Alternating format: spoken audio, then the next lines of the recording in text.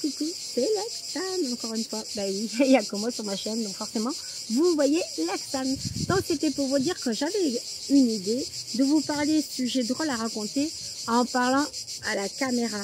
Oui, à vous, vous qui m'écoutez là. Les choses que je fais, en fait, mais que personne ne voit. Et oui, je raconte des choses, je raconte des conneries tout le temps. J'en fais des conneries, vous savez toutes les conneries que je fais. Par exemple, après mes courses, je pose mon sac, je pose mes affaires et je cherche tout le temps mon téléphone.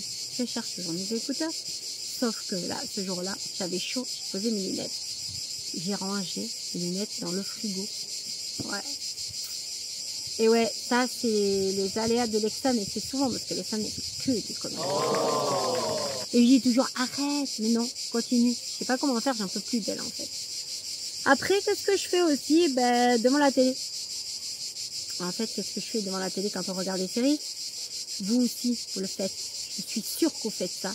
Vous parlez tout seul, comme s'il y avait quelqu'un avec qui vous partagez. Non, non. Les séries, je vous parle, les Netflix, par exemple, quand on regarde Netflix et qu'on voit un truc, on est dedans, on est à fond, on adore, on kiffe. Eh bien, qu'est-ce qu'on fait? On parle. Ben oui, tout seul, parce qu'on n'a personne à côté. Vous le faites, vous? Ben moi aussi.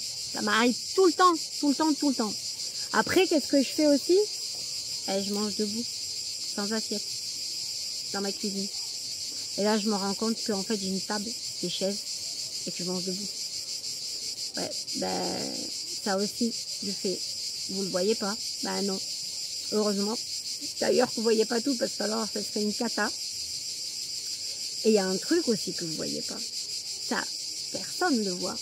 C'est que quand je suis en pyjama, comme une folle, les cheveux en bataille, et que je mets la musique et je danse comme une folle, on dirait vraiment, hein, c'est vraiment une tarée. Vous savez ce que c'est? Quelqu'un qui danse comme une folle, qui bouge la samba, qui bouge comme ça. Eh ben c'est moi, dans ma cuisine. Et oui, et dans ma douche aussi. Je suis dans ma douche, je chante, je danse, je fais tout dans ma douche. Eh ben oui, est-ce que vous le faites, vous? Est-ce que vous dansez dans votre douche? Est-ce que vous chantez dans la douche? Est-ce que vous dansez dans votre salon en pyjama? Ça, personne ne le voit. Eh ben moi, je le fais, je vous le dis en face caméra. Oui, je danse en pyjama dans mon salon. Ouais, ouais, ouais, les amis. Ouais, ouais, ouais. Et après, qu'est-ce que je fais aussi? Ah ouais, alors là, vous n'avez jamais fait ça. Et vous faire des chorégraphies en étendant le linge. Moi, quand j'étends le linge, je fais voilà, je sais pas si vous le faites, mais ça craint. Ouais, moi, je plie mon linge et je danse. Tout le temps. Oui. Même si la fibromyalgie, ça n'empêche pas de faire des conneries. Hein. Parce que si vous savez tous les trous de mémoire que j'ai, c'est incroyable. Cette fois, je vais à la pharmacie et je demande un traitement que je prends tous les jours, les amis. Non, pas tous les jours. Tous les mercredis, je me fais ma piqûre pour le diabète.